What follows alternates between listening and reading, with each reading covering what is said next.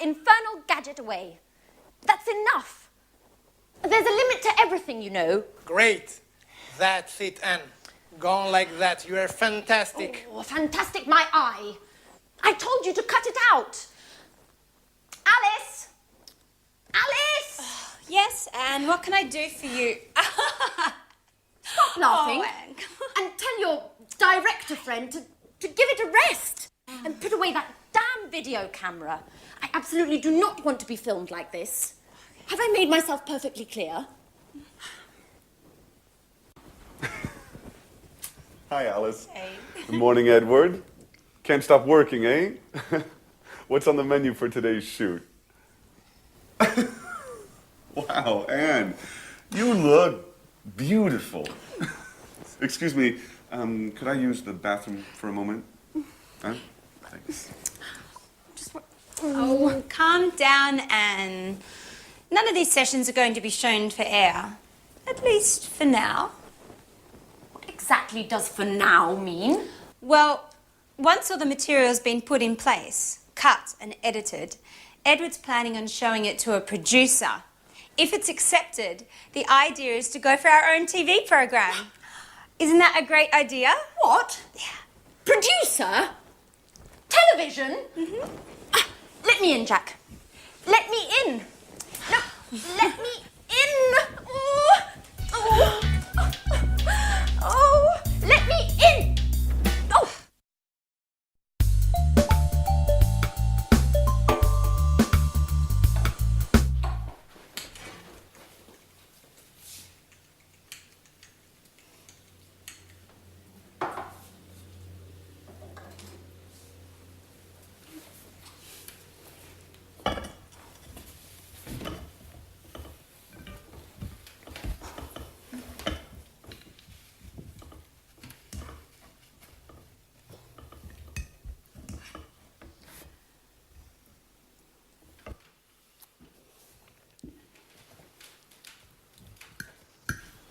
So, Anne, what do you think of Edward? In what sense? As a man or as a director? Do you really have to ask? As a man, of course. Well, I've just met him, so I can't really say. But as a director, my view is that he's a bit too intrusive. Come on, Anne, get over it. That's his job. In my opinion, I think he's just great. Oh, what's this I'm hearing? Our little Alice might be in love? Well, yes. As I see it, Anne, this is the first time in my life I've fallen head over heels in love. So much in love. But he doesn't even notice me.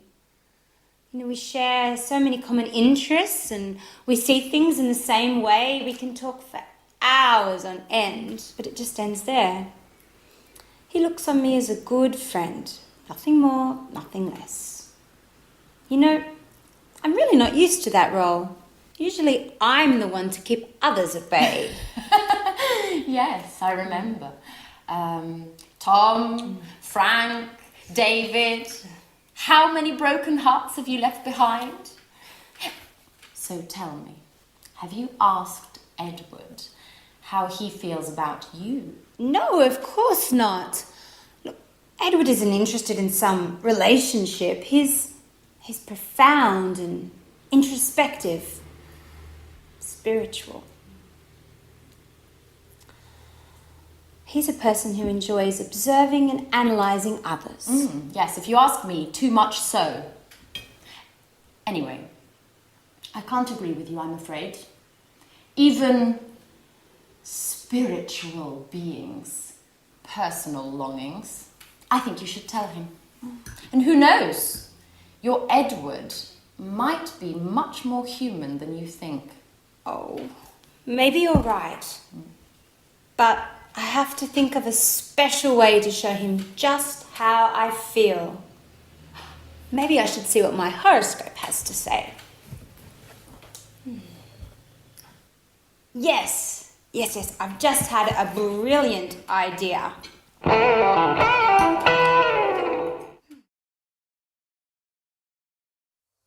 again and welcome back to your live English language TV program. Did you hear in that episode how the girls were talking about their love problems? They were exchanging opinions about their love problems. Well, that's what I want to study with you now, is how do you express your opinion in English and how do you ask other people for their opinion? Now, to do this, I want to talk about an article which I read yesterday, in fact, in this magazine about women. And the article made some statements, and I want to ask you what your opinion is about the statements that I read, and I will tell you mine, all right? Well, I read this. Women are less rational than men. Women are less rational than men. What do you think about that? Yeah, well, I can go along with that. I agree in a way women are more emotional and more instinctive, yeah? Do you agree? Next thing. Other thing they said is women are less intelligent than men. Women are less intelligent than men. Now, what do you think about that? Well, I totally disagree with that. I don't know about you. Women are less intelligent than men. Who wrote this article? Men are stronger than women. Do you agree? Well, yeah, I mean, physically, men usually are stronger than women. Maybe emotionally and morally, we could debate the fact. Yeah? Maybe? Okay. Next one. Men make better leaders than women. Do you agree with that?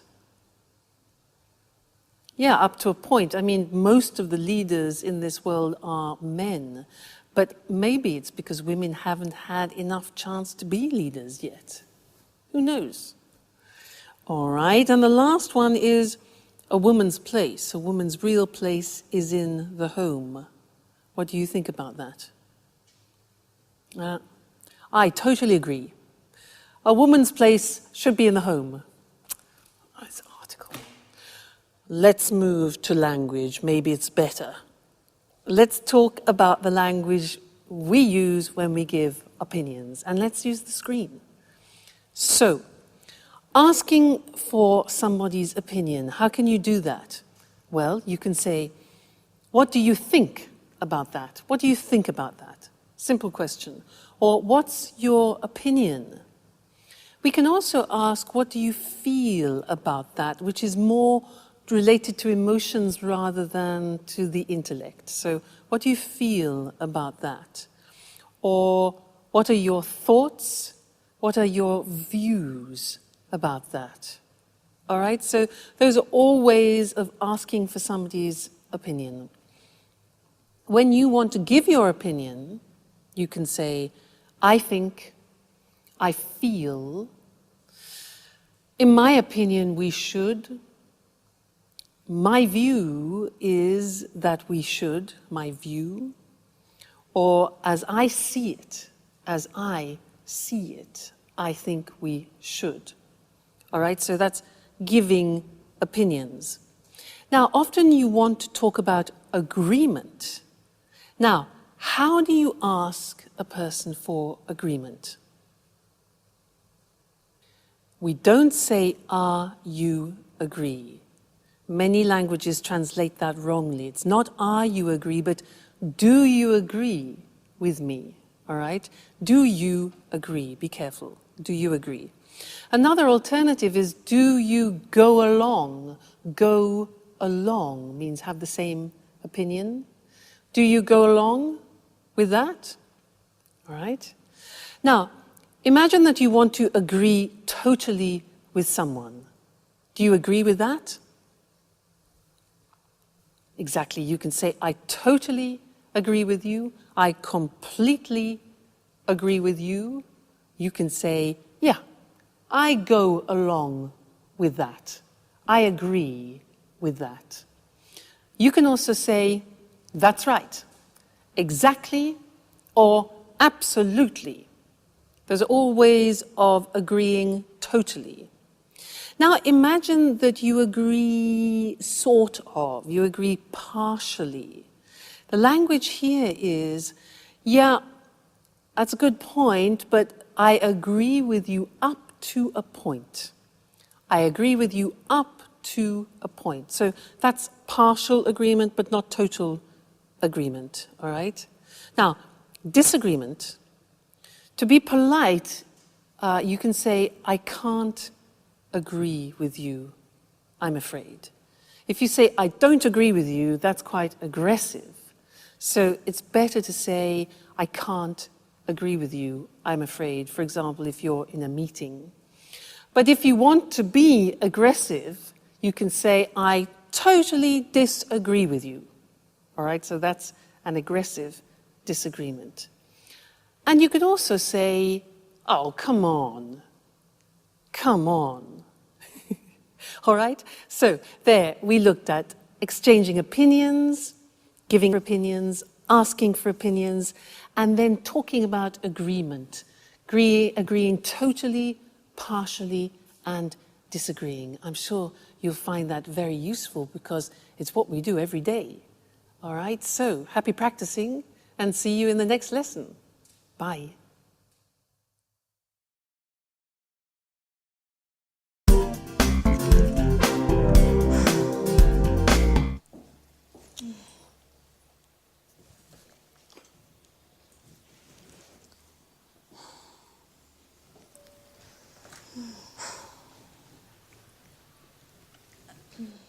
Alice? Are you feeling okay? Oh, yeah. Hi, Anne. I'm just preparing a little lunch for Edouard. Edouard? What's with the French accent? I thought you said he was Canadian. He is, from the French part. His mother's French, so he's fully bilingual. Well, now that you mention it, I had noticed a slight French accent. Yes. Isn't it adorable?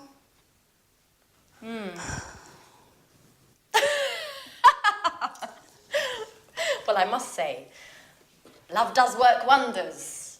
I'm not at all used to seeing you as a housewife. Well, to tell you the truth, I haven't got used to it yet. You know, I just hope I got the recipe right. You know, I followed the instructions to the letter. But you know, I feel like a fish out of water with these things. So, you've decided to go for Edward's jugular. Well, not only that. Here's the crowning touch. What is it? It's a Chinese fortune cookie with a little note inside. What a romantic idea. Do you think? I wrote the note myself. I thought I would surprise him by hiding it inside his napkin. Like this. What do you think? I think it's just perfect. You'll see. It will go straight to his heart. Wait, stop.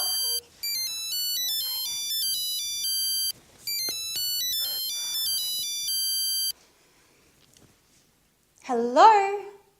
Yes, this is Alice. Oh, it's already come in. What? Oh, in half an hour?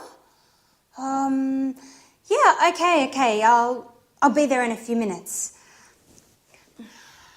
Anne? Could I borrow your car? Please? I have to go and pick up a packet my father sent me, but the post office closes in half an hour and I won't make it on foot. My car? You don't have a license? Oh, don't worry about it. I have it. And anyway, I always used to drive. You know, my dad's got a car just like yours. Okay, I'm off. Tell Edouard I'll be back in a flash. Alice? Alice? But who's going to clean up this mess? Get used to it, Anne. It's the same old story.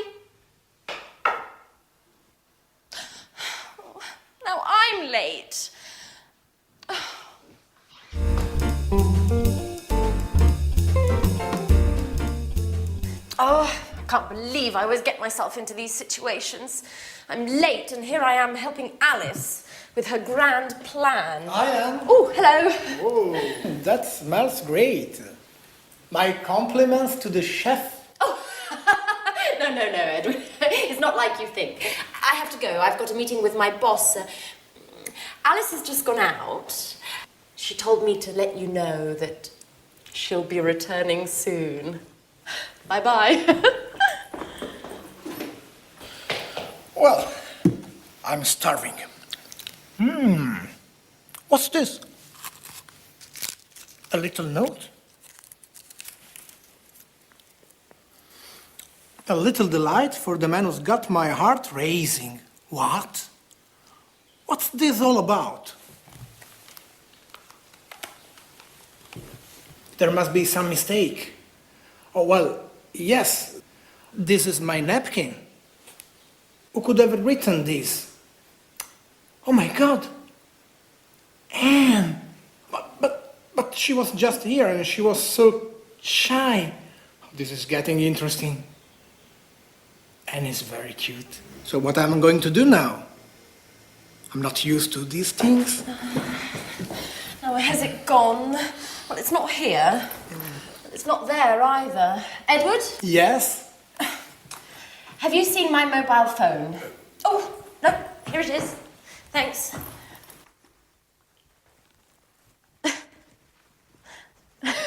Pardon me. Why are you eyeing me like that? Nothing. Well, all right. I've got to run. Bye-bye. She's acting like nothing is happening at all. This is getting very interesting.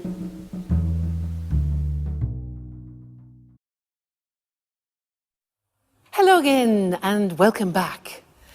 Did you notice a grammatical form that they used to and get used to? Did you pick that up when they were speaking?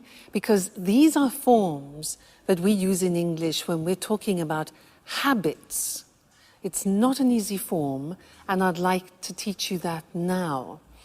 And to do that, to give you an example of the grammar in action, I want to talk to you about when I moved to Italy and I lived there for some time, and I had to change some of my habits. I had to adopt some Italian habits. I had to get used to new things, all right? So I'm going to use the grammar construction as I talk about this. Try and listen and pick it up. Now, I wrote a list actually because really fascinating. You would think that Italy and England being very close wouldn't be very different, but in fact there are some noticeable differences. For example, driving on the right. I had to get used to driving on the right. In England, we drive on the left, so you can imagine it's a question of life and death. So the first thing was I had to get used to driving on the right. You hear that? To get used to driving on the right. Now that means that I had to adopt a new habit, to get used to doing something. We'll look at the grammatical form after. For now, just listen how I use it, all right? Another thing, oh yeah, Italian driving. I had to get used to Italian driving. Red lights are not really red lights. Red lights, traffic lights, are negotiable. And I had to get used to being very flexible driving on the roads in Italy, I can assure you. Now, speaking Italian. Now, when you speak Italian, you divide the world into masculine and feminine. And you know that in the English language, we don't have masculine and feminine. For table is neutral, whereas in Italian, it can be masculine or feminine. For example, a computer is masculine. So I had to get used to dividing my world into objects, which are masculine, and feminine, which for an English person is really quite a challenge. So another thing was rolling my R. In English, we don't say R. It doesn't exist. But in Italian, for example, if you want to say red, you have to say rosso. R. It took me 1 year to learn R. So I had to get used to rolling my R. Terrible. Coffee. In England, we have mugs of coffee like this. In Italy, I had to get used to small amounts of strong coffee. So that was a new habit. But then I found cappuccino, so that was the alternative. And the last thing that I had to get used to was the Italians gesticulating. The Italians use many gestures like oh, and they use their shoulders, oh, and noises as well. And when I saw Italians in the street at the beginning, I thought they were always arguing. But in fact, they're not. It's a normal way for the Italians to gesticulate. So I had to get used to reading the language as not necessarily aggressive. All right, so that's some of the things I had to get used to, all right? Let's go and look at this grammatical form now because it's not easy to use, all right? Let's look at the screen. So to get used to is followed by the gerund form. And it describes this process of changing and taking on a new habit. Look at the examples.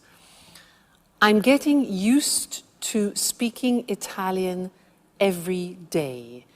Used to speaking Italian. Now, we use the verb get used to, because it describes the process. And you can put the verb get into any tense, present tense, past tense, future, no problem. Here we have it in the present continuous. So, I'm getting used to speaking Italian every day. Listen to the pronunciation. I said used with a T sound. Used, not used or used. Used. That's very important to distinguish it from the other verb, use. Okay? Used. The next example, I still haven't got used to driving on the right. Here we have it in the present perfect. I haven't got used to driving on the right. Next example, don't worry, you'll get used to it. For the future, you'll get used to it. All right, so here we have an example in the future, used to it, which is an object. In the past, I had to get used to it. In the question form, how long did it take to get used to? Okay, how long did it take to get used to? So, a difficult form. Now, let's move on to the next section, which is the verb to be used to. This is very interesting because when you change a habit, it's a process. But then when you have adopted the habit, it's a state. So we use the verb to be. The examples. I'm used to getting up early in the morning. That means that now I do it regularly with no problem. I am used. We use the verb to be for the state. He isn't, negative, used to working alone. In the past, I wasn't used to driving on the right. So here we have a state of a new habit using the verb to be. To get used to do something is adapting a new habit. It's the process. So that's a difficult grammatical form, but it's the only way in English that you can describe taking on new habits. So it's terribly important for you to learn. Don't worry, you'll get used to it slowly but surely. Okay, bye for now.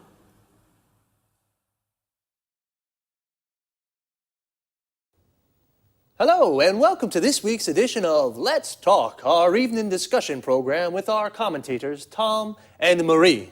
Good evening, everyone. Good evening. According to a recent report from the EU on the economies of the Eurozone, many companies are going through a difficult period. Senior managers are realizing that business as usual is no longer possible. Many companies need to embrace radical change in order to survive. What do you think about this situation? Well, it's true that today companies must face up to the fact that they may have to change the way they do business. New technology is making this change necessary, and new competition can result in a company having to completely rethink its business plan. I agree. Another example is when a company decides to enter a new market and becomes very successful. This success can require changes to the way the company does things. All these situations result in changes being needed to the way a company operates. It's not easy to make changes to the way a company operates and the way people work.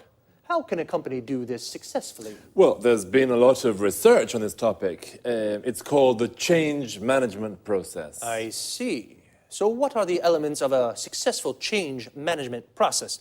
Where do you start? Well, it's important to analyze the situation carefully before embarking on a process of change.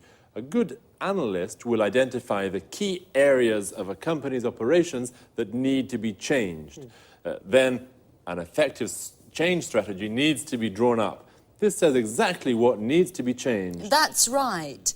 Input to the strategy can come from the management team or an external consultant. In addition, all the company's workers should be asked for ideas. Sorry, I don't quite follow that.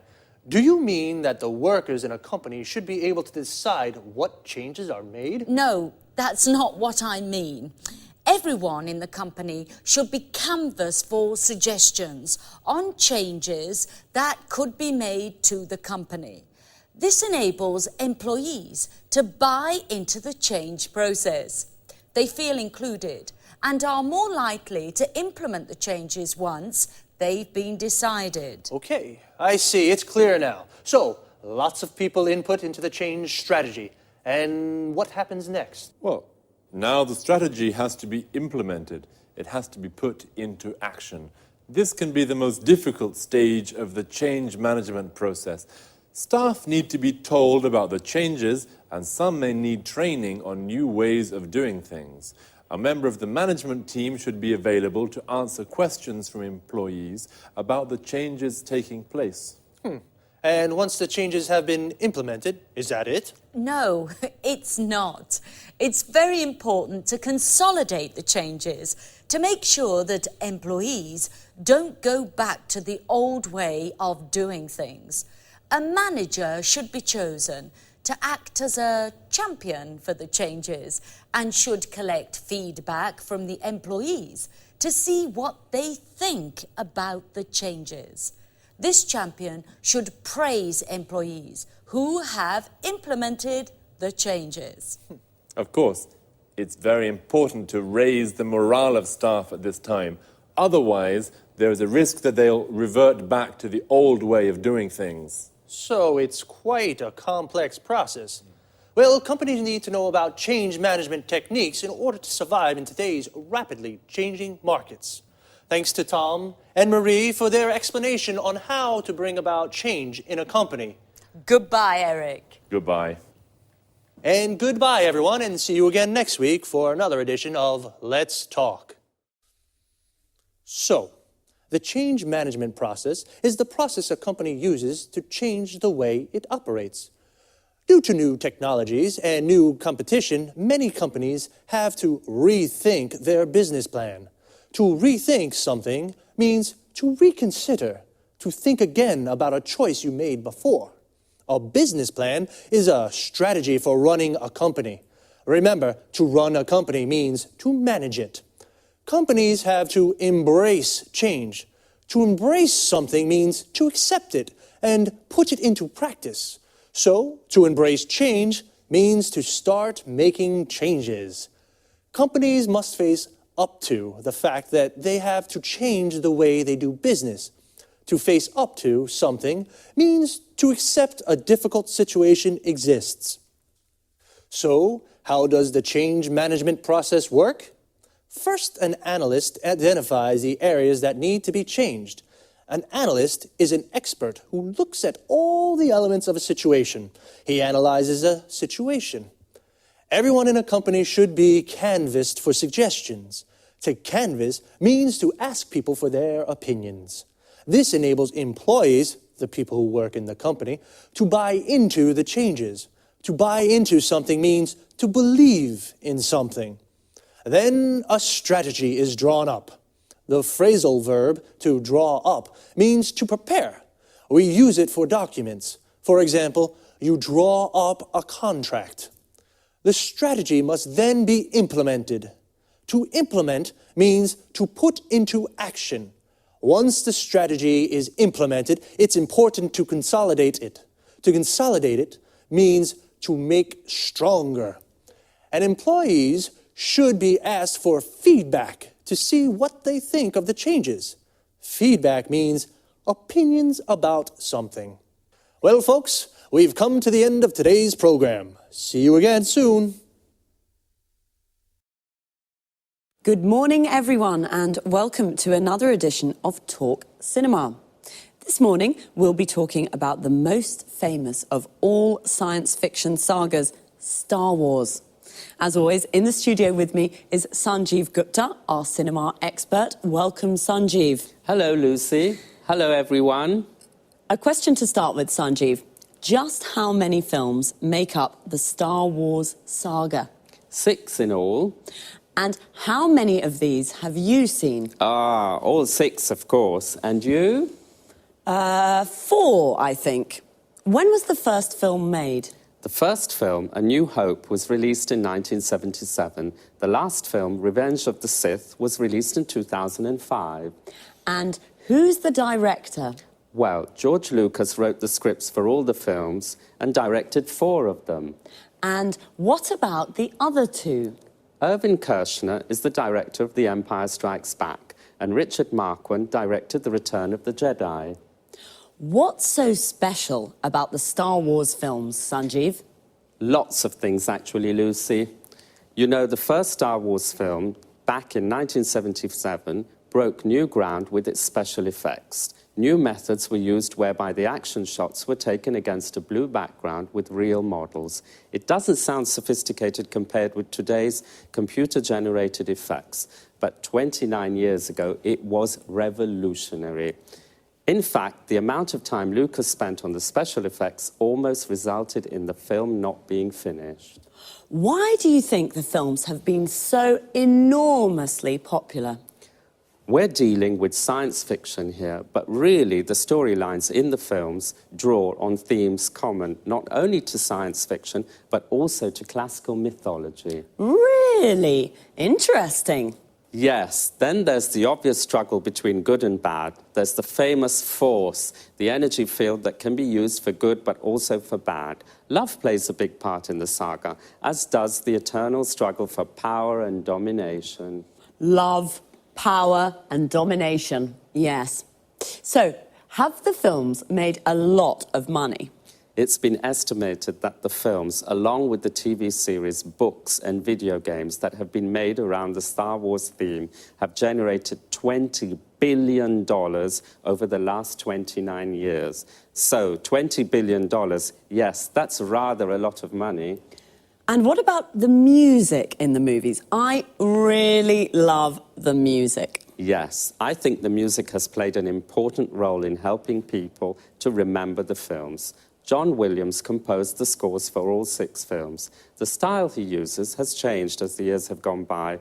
In the first films, he associated leitmotifs with each character, quite a simple approach. In the later films, he changed his mind and took a richer, more sophisticated approach to the music. One last question. Is the saga definitely complete now? I wouldn't bet on it. There are rumours that George Lucas may be working on a sequel, but for television, not for the cinema. So, we may be seeing Luke Skywalker again soon, Wonderful. Well, thanks, Sanjeev, and goodbye. Goodbye. To all of you and Sanjeev, may the force be with you. Goodbye.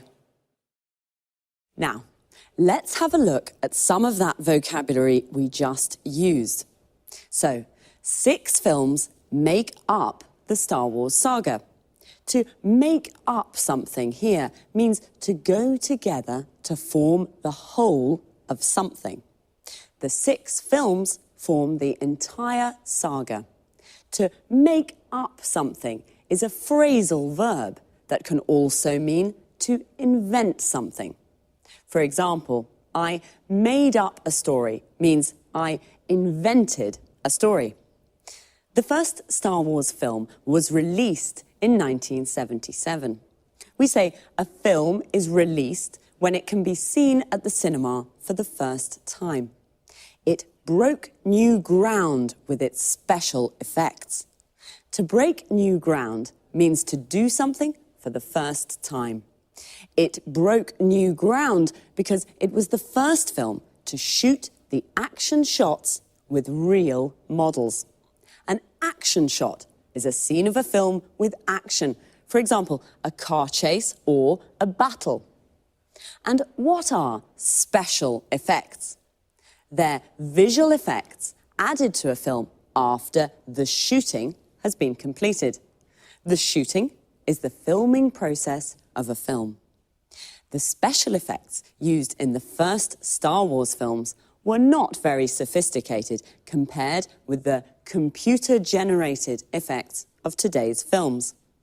Computer-generated effects are special effects that are made using a computer. The soundtracks of the Star Wars films have also become very famous. The soundtrack of a film is its music. In the first films, John Williams, the composer of the soundtracks, associated leitmotifs with each character. A leitmotif is a reoccurring musical or visual theme associated with a particular character, situation, or emotion. Well, we have, as usual, run out of time, so goodbye for now. Hello again and welcome back to English Today. This is DVD 20 and the third DVD of your advanced level. And in this DVD, we'll start with another 2 episodes of our story, That's Life. And then in our special TV programs, there'll be a discussion about how to manage change, known as change management. Then we'll move on to cinema and take a closer look at Star Wars. Then, in the grammar section, we'll look at ways of expressing your opinions in English. Then we'll study the construction used to, which we use when we're talking about habits. All right? So, have fun. Hello again for another lesson at advanced level. And in this lesson, we're going to learn the language of giving and asking for opinions, and about agreeing and disagreeing, which are things we have to do very often when we're in conversation with someone. But first, let's go back to our story and see how Edward is fitting into the family.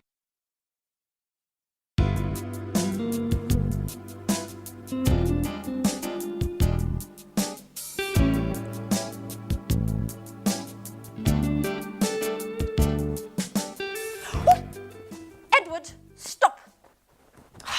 Put that infernal gadget away. That's enough. There's a limit to everything, you know. Great. That's it, Anne. Go on like that. You are fantastic. Oh, fantastic, my eye. I told you to cut it out. Alice! Alice! Yes, Anne, what can I do for you?